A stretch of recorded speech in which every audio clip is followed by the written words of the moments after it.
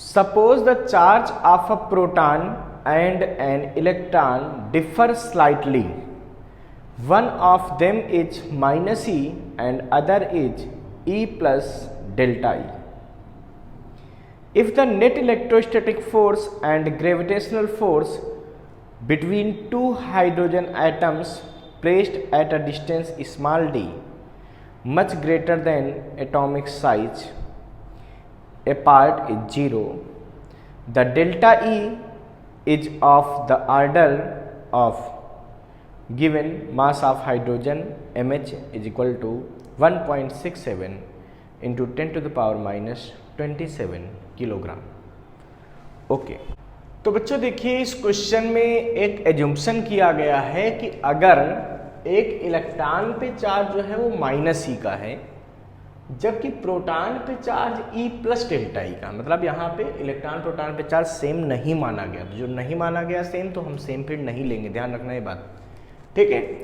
तो इन्होंने कहा कि अगर दो हाइड्रोजन एटम हैं और वो कुछ डिस्टेंस पर एक दूसरे से रखे हुए हैं और हाइड्रोजन एटम पे नेट फोर्स इलेक्ट्रोस्टैटिक और ग्रेविटेशन दोनों फोर्स का जो नेट है वो 0 हो जाए, तो इस सिचुएशन में डेल्टा ई की वैल्यू क्या होगी। बच्चों सोचने वाली बात है कि एक हाइड्रोजन पे कितना चार्ज होगा। देखिए बच्चों, आपको पता है जो हाइड्रोजन एटम होता है, ठीक है, उसमें 1 प्रोटॉन होता है और 1 इलेक्ट्रॉन होता है। एक प्रोटॉन होता है और एक इलेक्ट्रॉन होता है। तो जनरल कंडीशन में तुम लोग पढ़ते हैं नेट चार्ज 0 होता है हाइड्रोजन एटम पे, बिल्कुल, क्योंकि जितना प्रोटॉन चार्ज उतना इलेक्ट्रॉन पे कैंसिल हो गए। बट यहाँ ऐसा नहीं हो रहा। यहाँ पे क्या प्रोटॉन एक है तो उस पर चार्ज होगा e plus delta e, electron पर चार्ज कितना होगा माइनस ई। जब दोनों को जोड़ोगे so net charge at each H atom कितना चार्ज होगा, तो एक प्रोटॉन का चार्ज रख दो ई प्लस डेल्टा ई, एक इलेक्ट्रॉन का चार्ज रख दो, वो क्या है बेटा माइनस ई। जब इसको तुम जोड़ोगे तो क्या मिलेगा डेल्टा ई। इसका मतलब हर हाइड्रोजन एटम पे कितना चार्ज होगा डेल्टा ई होगा, ठीक है। बच्चों बात यहां पे आती है कि दोनों पर चार्ज डेल्टा ई है, सेम चार्ज होगा, तो इनमें क्या होगा रिपल्सन होगा, सेम टाइप का चार्ज है। इसका मतलब इनमें इलेक्ट्रोस्टैटिक फोर्स तो बाहर की तरफ लगेगा। Fe मतलब इलेक्ट्रोस्टैटिक फोर्स कहाँ लगेगा, आउटवर्ड, रिपल्सिव फोर्स लगेगा। जबकि आपको पता है ये हाइड्रोजन एटम है तो इसका कुछ मास होगा mh, इसका भी कुछ मास होगा mh, और mh हमको दिया भी है क्वेश्चन में, ठीक है। तो उस मास की वजह से इनमें आपस में क्या होना चाहिए, अट्रैक्शन फोर्स होना चाहिए। ये न्यूटन जी बता गए थे कि कोई भी दो मास यूनिवर्स में है तो एक दूसरे को अट्रैक्ट करते हैं, यानी कि ग्रेविटेशन फोर्स। यानी कि किसी भी हाइड्रोजन पे अगर आप देखोगे तो इलेक्ट्रिक फोर्स और ग्रेविटेशन फोर्स अपोजिट डायरेक्शन में होंगे। तो जब आप चाहते हो कि किसी हाइड्रोजन पे नेट फोर्स 0 हो जाए तो आप क्या करोगे, यहां पर लिखेंगे so if net force at each H atom is 0 then, तो इनका रिजल्टेंट कितना आएगा भाई Fe माइनस Fg, क्योंकि दोनों अपोजिट लग रहे हैं ना, तो अपोजिट फोर्स एक दूसरे को घटाते हैं तब रिजल्टेंट आता है, और रिजल्टेंट कितना होना चाहिए 0 होना चाहिए। इससे पता चलता है कि जो Fe है, ठीक है, वो Fg के बराबर होना चाहिए। अब Fe मतलब इनके बीच लगने वाला इलेक्ट्रोस्टैटिक फोर्स। सोचो बच्चों, इनके बीच इलेक्ट्रोस्टैटिक फोर्स कितना लगेगा बताओ, वो लगेगा K, जहाँ K की वैल्यू 1/4 पाई एप्सिलॉन 0 होती ना, K की वैल्यू क्या होती है 1/4 पाई एप्सिलॉन 0। जरूरत पड़ने पर इसकी वैल्यू 9 × 10⁹ न्यूटन मीटर स्क्वायर पर कूलम स्क्वायर यूज कर सकते हैं, ठीक है। Q1 की वैल्यू डेल्टा ई, Q2 की वैल्यू डेल्टा ई अपान डिस्टेंस का स्क्वायर, डिस्टेंस कितनी है r का स्क्वायर, ये Fe होगा। ठीक है। और अपने को ये डेल्टा ई ही बताना है, क्योंकि जब इलेक्ट्रिक फोर्स ग्रेविटेशन फोर्स बराबर है उस समय हमको बताना है कि डेल्टा ई की वैल्यू क्या होगी, यही तो क्वेश्चन है। अच्छा, अब बच्चों इनके बीच ग्रेविटेशन फोर्स निकालो जरा, एफ जी, वो कितना आएगा, वो आएगा जी m1 mass of hydrogen, m2 फिर मास ऑफ हाइड्रोजन अपान डिस्टेंस का स्क्वायर।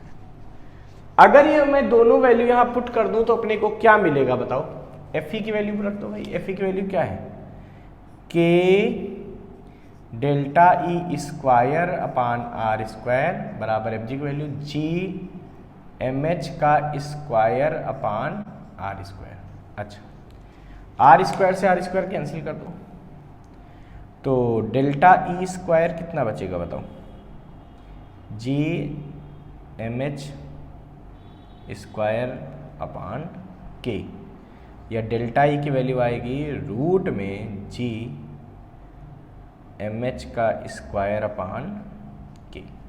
अपने को यही डेल्टा ई निकालना है, सारा वैल्यू पुट कर देते हैं, यहाँ लिख देंगे on putting all the values.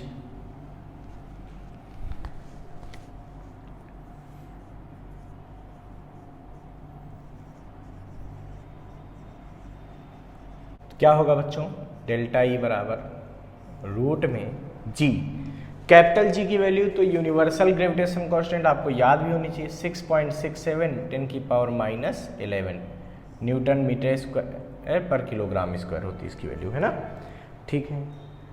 फिर M H mass of hydrogen, ये आपको क्वेश्चन में दिया है, कितना दिया, 1.67 10⁻27, और इसका क्या करना है बेटा, स्क्वायर करना है, अपान नीचे कितना आएगा, के क्या है, कूलॉम्स लॉ का कांस्टेंट है, इसकी वैल्यू क्या होती है 9 × 10⁹। तो बच्चों डेल्टा ई की वैल्यू क्या आएगी बताओ, ये आएगा, इससे डिवाइड कर लें तो हो जाएगा 6 से जब डिवाइड करोगे 0.7, ठीक है, 52 इंटू 10⁻11। 1.67 का जब स्क्वायर करोगे तो क्या आएगा, 1.67 इंटू 1.67, और 10 की पावर कितना बचेगा बेटा, -54, -27 है, स्क्वायर किया तो पावर डबल हो गई। अच्छा, अपान में कितना है, 9 तो डिवाइड हो गया तो बचा कितना, 10 की पावर 9।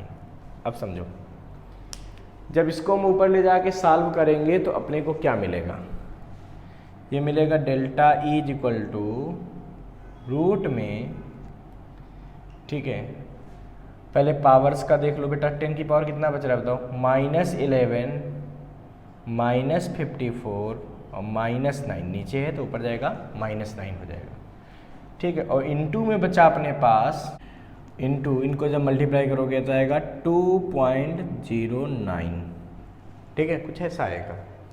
तो डेल्टा ई की वैल्यू क्या आ जाएगी बताओ, ये आएगा 1.05 के आसपास, है ना, और इंटू 10⁻, अब आगे क्या बचेगा, 10⁻ कितना बचेगा बताओ, तो ऊपर यहाँ बच रहा देखो -54 और ये हो गया 20 यानी कि -74, यानी कि बचेगा उसका आधा हो जाएगा रूट लेने पे 10⁻20, ये 37, 74 का आधा 37 कूलाम। तो उन्होंने पूछा किस ऑर्डर का चार्ज बचेगा, तो किस ऑर्डर का बचेगा, तुम सीधा सीधा लिख सकते हैं 10⁻37 के ऑर्डर का बचेगा। So the value of delta E is of order 10⁻37 coulomb.